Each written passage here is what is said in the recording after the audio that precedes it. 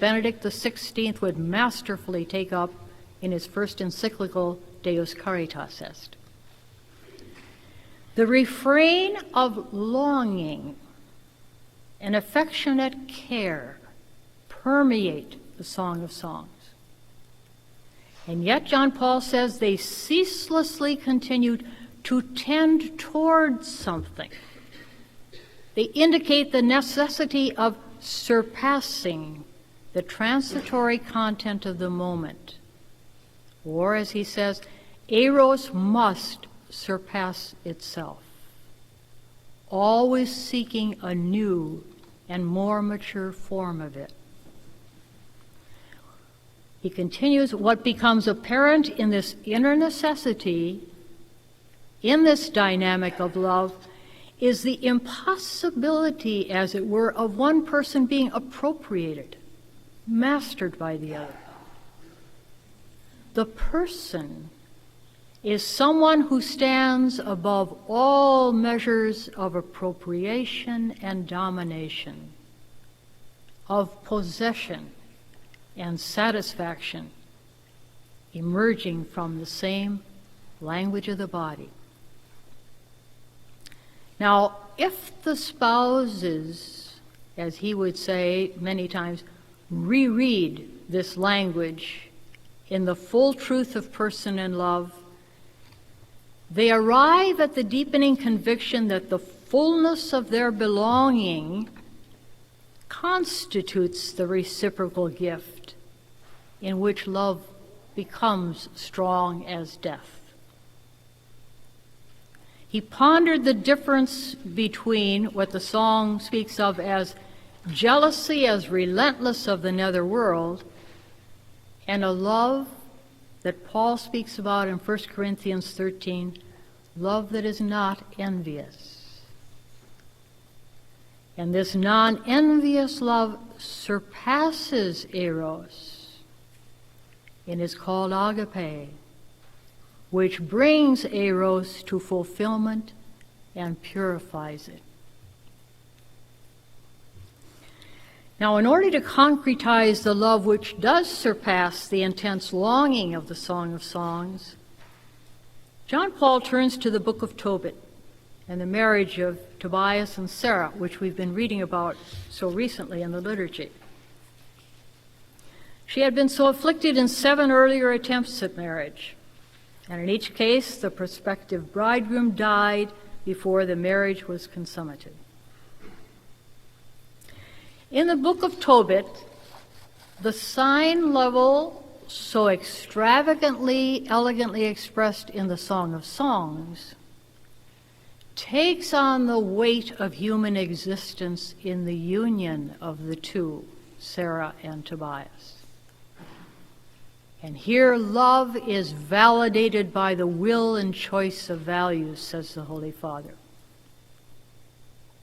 So while in the song the spouses speak to each other, in Tobit they speak in unison, in prayer that takes on a character of praise and thanksgiving. One can say, John Paul notes, quote, on this vast cosmic background, both recall with gratitude the creation of man, male and female, he created them, and both desire to be a link in the chain back to the beginning, unquote. I would like to quote at some length here the power of John Paul's commentary on the reality of what is signed and what is now contained in the embodied mutual self-gift. He says, the wife's body is not the husband's own body, but should be loved like his own. The unity at issue is not ontological, but moral, a unity through love. Love makes the other I, in a certain sense, one's own I. Through love, the wife's I becomes, so to speak, the husband's I. And the body is the expression of this I, the basis of its identity. Love not only unites the two subjects, but it allows them to penetrate each other so mutually, thereby spiritually belonging to each other, that the author of Ephesians can affirm, the one who loves his wife loves himself.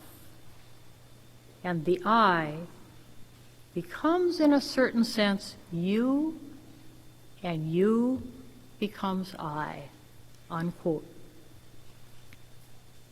He goes on to say that the language of the body then becomes the language of the liturgy, because it has as its basis that sacramental sign on which marriage is built. So we say, well, what does this imply then for every person?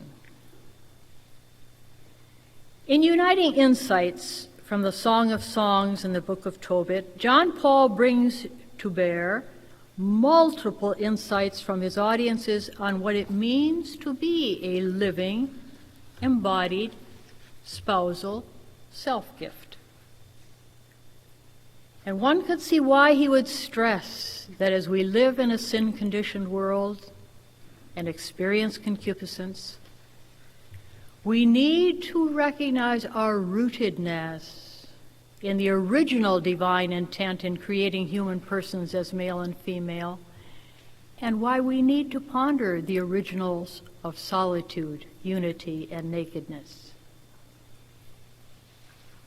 From the perspective of historical man and woman, the biblical accounts regarding signs and their realization in the flesh invite us to face the lived truth regarding our own bodies, how we sign through them, and how we appropriately grow in real presence of what we outwardly signify.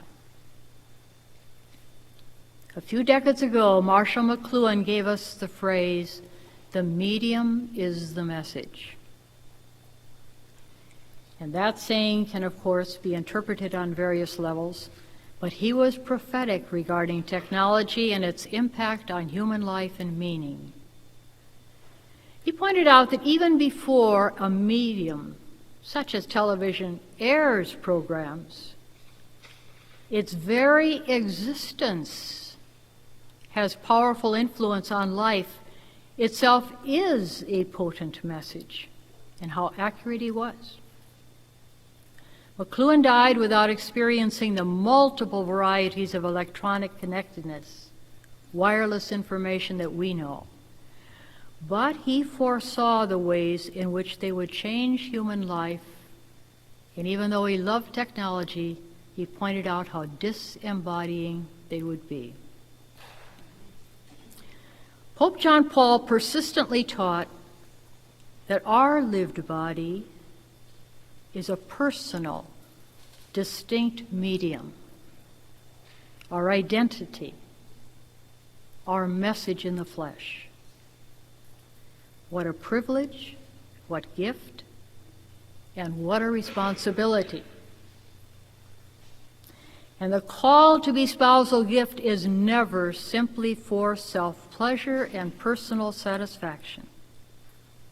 Every true union of persons is called to engender new life in appropriate ways. Otherwise, our bodily exchanges will be obstacles rather than mutual revelations to one another. As embodied, we have meaning and impact beyond ourselves.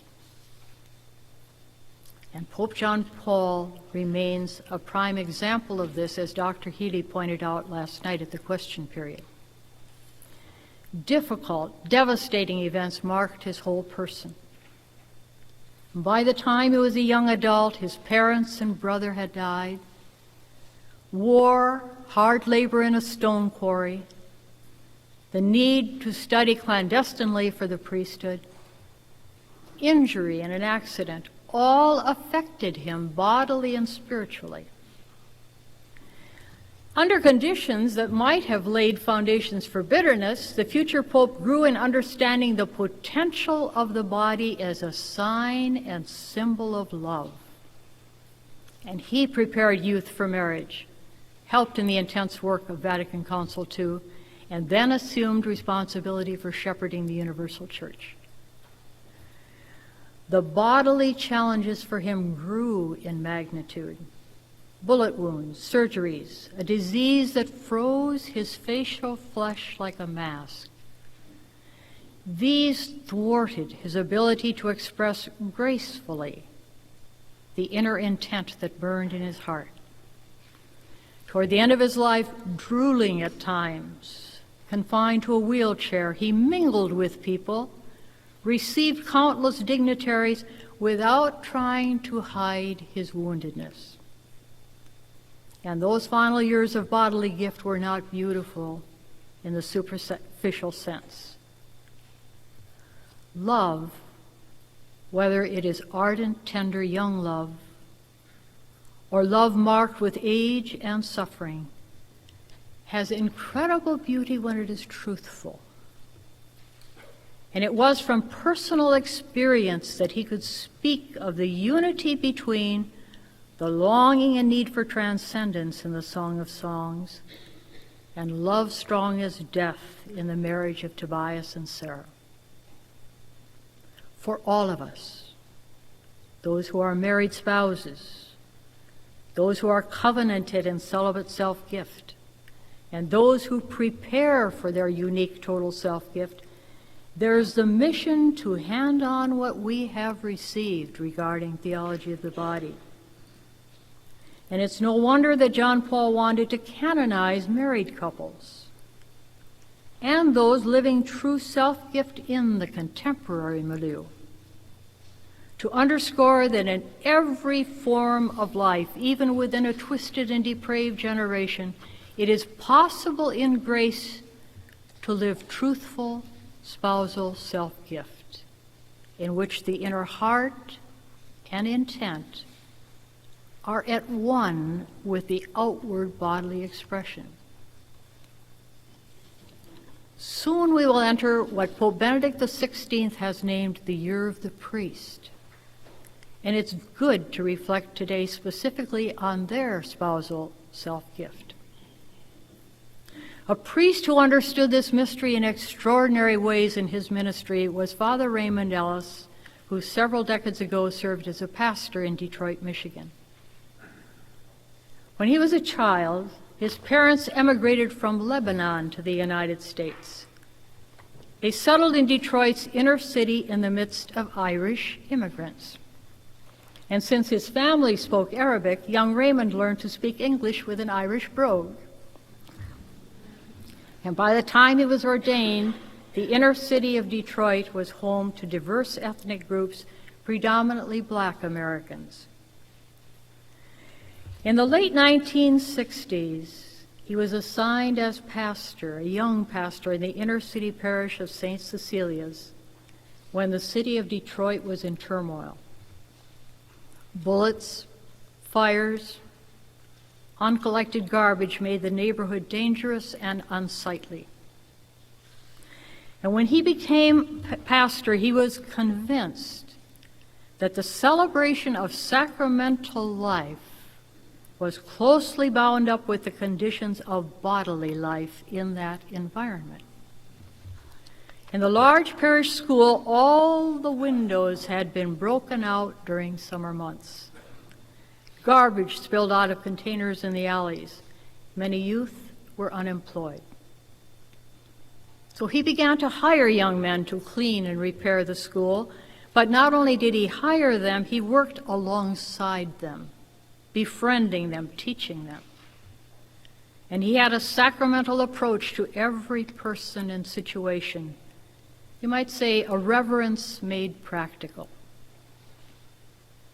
In cleaning up the garbage, he spoke to the young workers in terms right out of Philippians chapter 2. The rinds and the coffee grounds had been poured out for us, and the way to thank is to give them a decent burial. And he taught them to use equipment for cleaning and waxing the floors in the school. Music and basketball programs were begun to awaken a self-respect among young people. And since many families in the area suffered from the neglect of landlords, Father Ellis persuaded a major industry to bring a large van to the parish equipped with tools so people could learn how to repair their homes. Another way of developing self-dignity and providing a more healthful neighborhood. One evening a week, parishioners were invited to the rectory to probe the meaning of the next Sunday's liturgical readings and apply them to daily life. And you'd hear him on a Sunday homily say, well, as Annie or Jamil was saying Thursday night, and he would take their insights. One year I was doing a study on prayer, and I asked to spend a few days in that parish. And while I was there, I did attend one of the sessions where parishioners reflected on the gospel text. Father Ellis came in quite late into the discussion, visibly exhausted. And he asked, well, what have you come to? When the group told him the next Sunday's gospel was on John chapter 6, the feeding of the multitudes and the promise of the Eucharist, he said, I can't preach on that Sunday. Everyone was startled. Asked why. He said earlier that day he'd been working with a young man cleaning in the school, and he'd shown the worker how to use the machines for scrubbing and waxing. Returning later to check on progress, he found the young man had simply waxed over an unscrubbed floor. He was annoyed, but thought the youth simply had misunderstood, so he helped him remove the wax, left. But he returned a second time, and the young man had again spread wax over the dirty floor.